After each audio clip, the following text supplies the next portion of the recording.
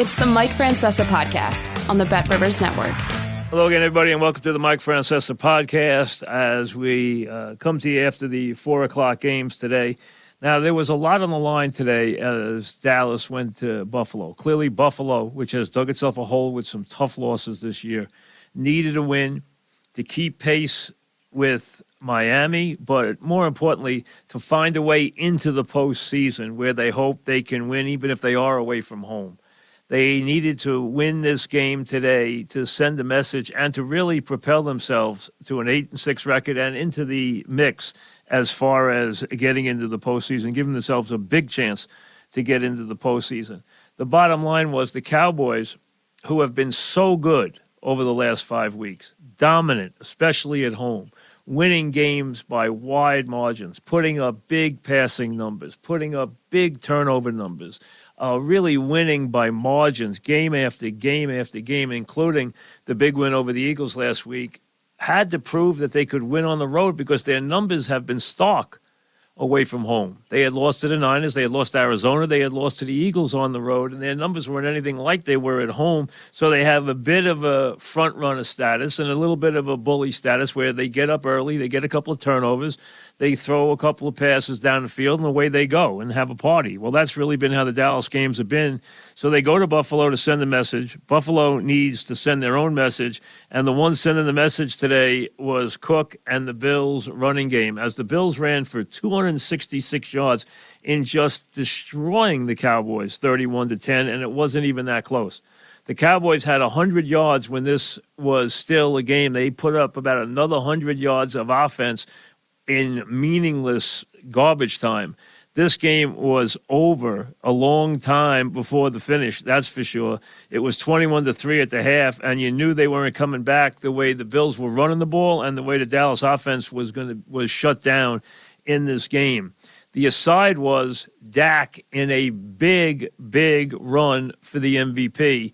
And obviously Cowboy fans and a lot of people will be interested in see if he could do that. Now, it looked like going to today, you had four guys. You had two quarterbacks, and you had McCaffrey and Hill on the outside. Hill didn't play today. He still has MVP numbers at wide receiver, but it's going to be very tough to win it there, especially if he sits out any more games. Now, McCaffrey and Purdy, while Dak had a nasty game today, no touchdowns, one intercept, 130 yards passing, did nothing to help himself, actually hurt himself a lot in the MVP race. Purdy and McCaffrey playing the Cardinals today. And listen, the Cardinals have won a couple of games against people they weren't supposed to win against this year, like the Cowboys and the Steelers. They got off to a fast start today, but the final score, 45-29. Purdy goes 16 for 25 for 242 and 4 more touchdown passes. So from the quarterback standpoint, he is now the leader in the clubhouse with 3 weeks to play to win the MVP. He's the quarterback, which makes him the favorite to win the MVP. McCaffrey, his teammate, is in there, though. He was 18 for 115 rushing with one touchdown, and he added 72 yards receiving for almost a 200-yard day and 2 more touchdowns. The key stat for McCaffrey is touchdowns. The key stat for Hill is receiving yardage. He needs 2,000 to even have a chance to win the MVP. And like I said, sitting out today in a 30-0 win for the Dolphins against the Jets isn't going to help his status very much. He already said he doesn't care about the MVP. Bottom line is, I think he is now the long shot of the four. I think Dak has very little chance unless he really turns it on the last 3 weeks. You make Purdy the favorite now with McCaffrey on the outside. That pretty much looks how the MVP is if you care about such things. The bottom line is, what this does is, now Dallas is in the playoffs. They've been in the playoffs since week 2, okay? We all know the Eagles and the Cowboys were going to the playoffs all year. We both knew they were going to win. We all knew they were going to win double digits. We all knew they were going to both go to the playoffs. The question is which one was going to win the division. The Eagles have a leg up now, a huge leg up if they beat Seattle tomorrow night. And we know that Hurts has been sick. He says he'll play. If they win that game, they are really in great shape because Dallas has Miami on the road and then the Lions at home before they finish with Washington. Now, Washington's a pushover, but maybe not as big a one if Jacoby Brissett shows his head. If you were watching the Ram game today, you know what I'm talking about. He comes in the Ram game with a couple of minutes left in the game at 28-7 and puts on a show. 8 of 10 for 124 yards and 2 touchdowns to make the game interesting. Now, onside kick with 2 minutes left. Rams run out the clock. They win by 8, but he did put up some kind of numbers. 8 of 10 for 124 yards in just a couple of minutes play. Who knows if they put him in for a couple of games? We'll have to wait and see what happens there. But Dallas has at Miami, then the Lions, then Washington. The Eagles have the Giants, then the Cardinals, then the Giants on the road. Those games, very hard to see the Eagles losing any of them, and it looks like the Eagles will have the leg up for the division. If they do it, win tomorrow, they really have the leg up. Either way, they have the leg up for the division right now, and that puts Dallas back on the road where they have always found it very, very difficult to get all the way to where Jerry wants to get, and that is back to a Super Bowl. It has been so many years for them. Looks like right now, best chance is that San Francisco will probably have home field. But remember, they still have that game with the Ravens next week. If the Eagles win tomorrow night, they can run the table. And if that happens, you know what? All of a sudden, the Eagles might be back in the number 1 slot, and San Francisco would be in the number 2 slot. Detroit's still in the mix, but they have to play at Dallas. And they have 2 games with the Vikings, who are trying to fight their way into the playoffs. So a lot of times, if teams are playing for seeding and the other team's playing for a playoff spot, the team playing for the playoff spot has a lot more motivation, and that shows sometimes. So it'll be interesting to see what happens with the Lions down the stretch. But right now, that is very much up for grabs, and there is a very good chance. We'll see what happens tonight when the Jaguars host the Ravens. But there is a very good chance that Raven-Niner game will go a long, long way to decide the 1 seed in both conferences. So that is a huge game next week, an enormous game, the Ravens and the Niners, which is I believe it's the Monday night game. Next week. Next week you have, remember, it's Christmas Eve and Christmas Day. So your games next week are, you got a slate of games. You have a Thursday night game, Saints and the Rams. You have 2 Saturday games, Bengals and Steelers, Bills and Chargers. Then you have the Sunday schedule, which is Christmas Eve. Okay? And then you have 2 games on Christmas Day. You have, 3 games on Christmas Day. That's right. Raiders and Chiefs, Giants and Eagles, Ravens and 49ers, all on Monday, Christmas Day. So you have Sunday, Christmas Eve, Monday, Christmas Day, 3 games. And unusually, this doesn't happen, and it usually makes a lot of head of households, especially the female ones, unhappy when the NFL plays on Christmas Eve late. They are playing an 8:15 game, but it's the Pats and the Broncos, so it doesn't have that much appeal.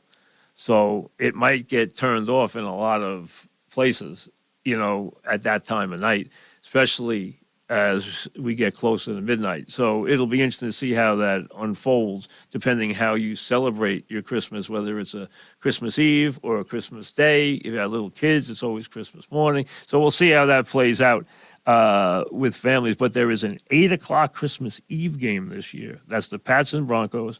And, of course, a regular Sunday slate there, and a couple of Saturday games, and then the 3 games on Christmas Day, Raiders and Chiefs, Giants and Eagles, Ravens and 49ers. Games all, obviously, the Chiefs have. Raiders have no shot, let's be honest. The Chiefs playing to hopefully get a 1 seed. You know they're going to win their division title. Giants and Eagles. Giants trying to be spoilers to the Eagles. And then the big game, Ravens and 49ers, which will come your way Christmas night, 8:15 after the holiday. You can put your feet up late that night and watch an 8:15 game, which will be in a game with enormous playoff implications, especially for the 1 seed in both conferences. That's the setup there. So Dallas was out to prove today that this was a different team this year, that Dak was a different quarterback, that this was a different offense, that this was a different defense, and they were going to be a team that could win anywhere. Didn't matter where they play, and they completely folded with that opportunity today. They were beat up defensively by the Bills' running game. Josh Allen didn't have a big passing game. He didn't have to. All you had to do was give the ball to Cook. Cook killed them today, absolutely destroyed them from start to finish. 25 for 179 and a touchdown. I mean, that is just unbelievable. But the Bills' defense, which has had so many injuries, which has had so many problems this year, just tortured, really beat the heck out of the Cowboy offense. The Cowboy passing game has been lethal of late. Today wasn't there.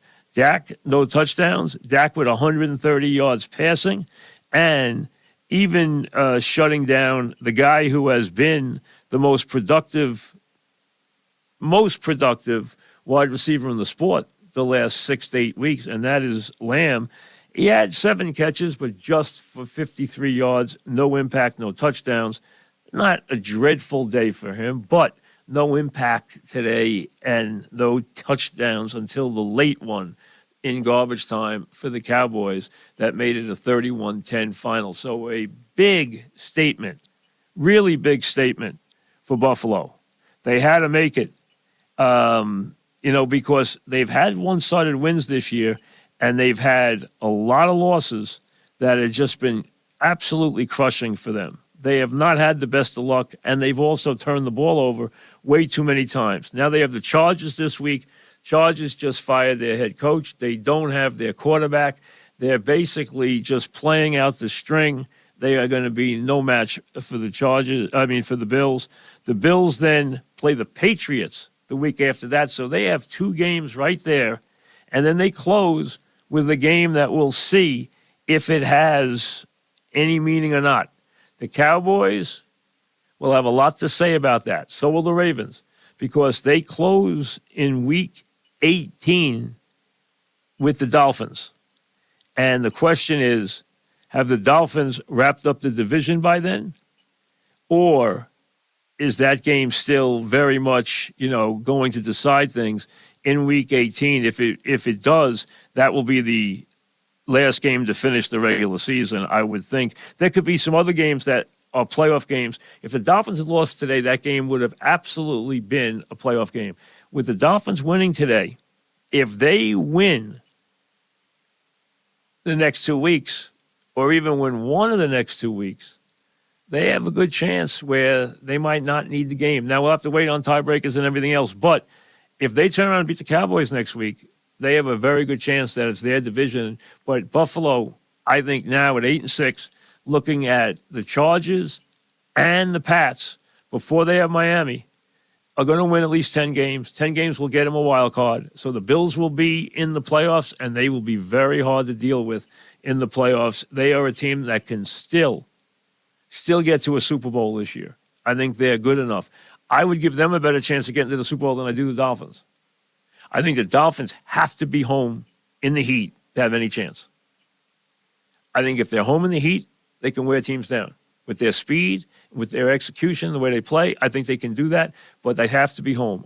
I still think if you, today, put a gun to my head, I would say San Francisco, Kansas City. Now, I picked Cincinnati and Philly, so I stick with that. That's my original. That's my one pick this year. And since he's still alive. But right now, I'd say Kansas City, Ravens, and Buffalo are the 3 teams in the AFC. And I think in the NFC, it is the big 3. I'm not putting the Lions in there until they show me more. I don't trust them. I think it is San Francisco, Philly, Dallas, but I think it's very strong to San Francisco and Philly as the teams. Now, I think the Eagles have to regroup. I'm not sure it will come tomorrow night in Seattle or not. It's a hard place to play. It's a loud place to play. Seattle's playing for its life.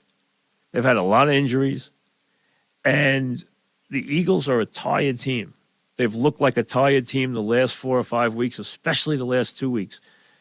I think they will regroup before they see the Giants. I just don't know if they'll regroup tomorrow night. If they don't, they have obviously let the Cowboys back in and left the Niners in a very good position for the 1 seed. If they do, they can run the table.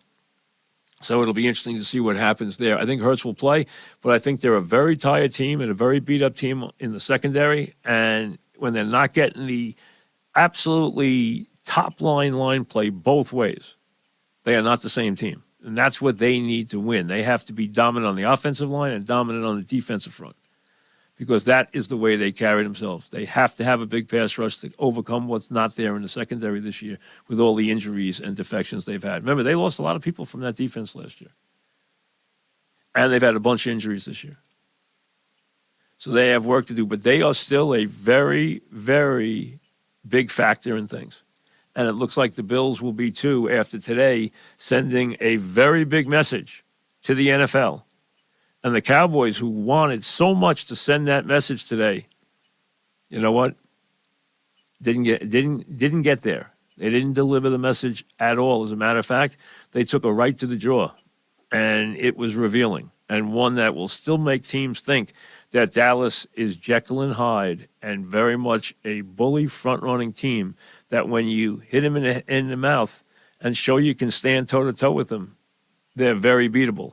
And that is a fair assessment right now. We'll see you later. Thanks for listening to the Mike Francesa podcast on the Bet Rivers Network.